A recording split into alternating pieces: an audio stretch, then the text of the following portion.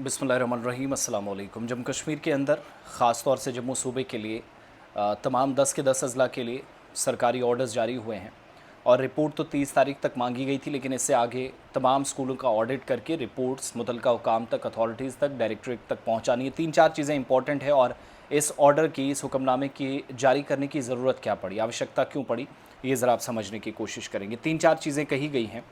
एक तो तमाम जो चीफ़ एजुकेशन ऑफिसर्स हैं उनको कहा गया है कि वो डायरेक्टरेट को 30 अगस्त तक रिपोर्ट दे दें, जो इससे पहले हुआ। एक तो उस ऑर्डर के मुताबिक जो डायरेक्टरेट ऑफ स्कूल एजुकेशन से जो तारीख गुजर चुकी है, अगर इस हुक्मनामे पर अमल दरामद को यकीनी नहीं बनाया जाता तो बहुत सख्ती से डेल्ट होंगे, कार्रवाई की जाएगी, इस बात का भी यकीन दिलाया जा रहा है। अब करना क्या है? सबसे पहले तमाम के तमाम सरकारी स्कूलों का सेफ्टी ऑडिट होगा।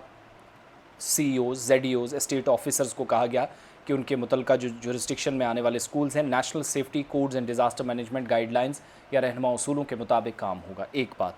दूसरा, सेफ्टी ऑडिट में क्या क्या करना है, स्ट्रक्चर है वो क्या काबिल रिहाइश है, ख़तरा तो नहीं है, ज़रा सी बरसात अगर 3-4 दिन कंटिन्यू रही तो उसमें कहीं ज़िंदगियों के लिए ख़तरा तो नहीं बनेगा, इस बात का पता चलाना है।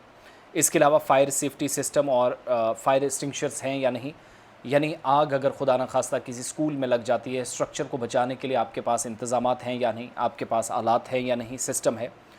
इलेक्ट्रिक वायरिंग की कंडीशन देखी जाएगी, जो बिजली का पूरा निज़ाम है वो तफसीली निज़ाम स्कूल के अंदर, वायरिंग्स हैं, स्विचेज़ हैं, फ़ैन, एसीज़ तो वैसे कम ही हैं, लेकिन जो भी पंखे वंखे हैं उनकी जो तारें वगैरह हैं, कहीं एक तार सड़ने से पूरा स्ट्रक्चर तबाह ना हो, इस बात का पता लगाया जाएगा।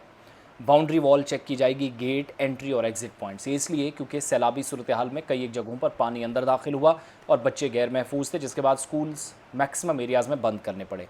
चौथी बड़ी बात, इमरजेंसी के लिए क्या करना है, स्टाफ और स्टूडेंट्स को इवैक्यूएशन ड्रिल्स करवानी है, यानी बच्चों को बाहर निकालना है, बाहिफाजत निकालना है, तो उसके लिए एक मशक की जाएगी, प्रैक्टिस एक तरह की एक्सरसाइज होगी।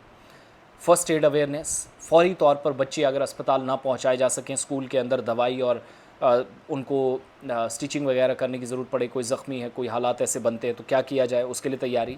Safety protocol, demonstration, coordination local fire services के साथ, police department, health department, state disaster response force यानी SDRF के साथ मिलकर कि इमरजेंसी में या हंगामी सूरत हाल में कैसे काम किया जा सकता है, इवैक्यूएशन का प्रोसेस भी चले और बच्चों की हिफाजत को भी यकीनी बनाया जाए।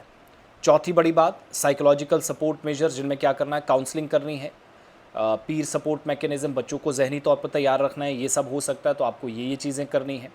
स्टूडेंट की मेंटल हेल्थ अवेयरनेस के हवाले से काम काज करना है। सारे के सारे इंस्टीट्यूशंस के लिए ऑर्डर्स हैं जम्मू प्रोविंस में। इंसिडेंट जब हो, पाँचवीं बड़ी बात, कोई भी मुश्किल सूरत हाल बने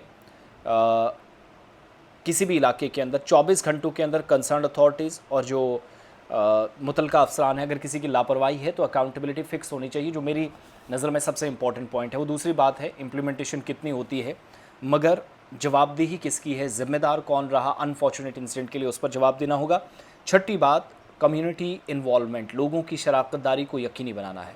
जनता का, आम लोगों का, स्थानीय लोगों का सहयोग, उनका ताउन हम आहंगी के साथ होगा। बच्चों को, उनके पेरेंट्स को, स्कूल मैनेजमेंट कमेटियाँ, SMCs, पंचायत राज इंस्टीट्यूशंस, PRIs के नुमाइंदे और लोकल जो स्टेक होल्डर्स हैं, अवामी नुमाइंदे हैं, मकामी सतह पर काम करने वाले लोग हैं, सेफ्टी ऑडिट रिपोर्ट को बाज़ाब्ता आइडेंटिफाई करेंगे। ये चीज़ ठीक है।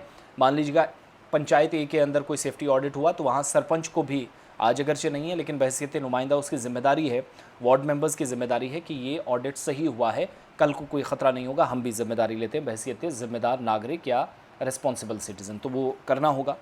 और चीफ़ एजुकेशन ऑफिसर्स को ज़िम्मेदारी दी गई है तमाम स्कूल बिल्डिंग्स का फ़ौरन से, जो इस वक्त का इंफ्रास्ट्रक्चर का कम से कम स्टेटस है उसका जायज़ा होगा और पता चलेगा।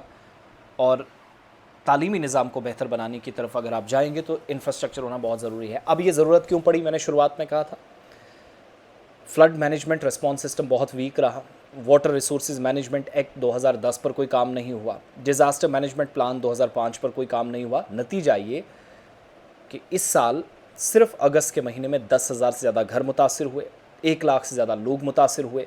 सिर्फ 14-15 दिनों के अंदर चशोती से लेकर कटरा, राजगढ़, रियासी, रामबन और दीगर मकामात पर, यहाँ तक कि कठुआ में भी, कुल मिलाकर सिर्फ 3 हफ्तों में 160 से ज़्यादा लोगों की मौत हुई।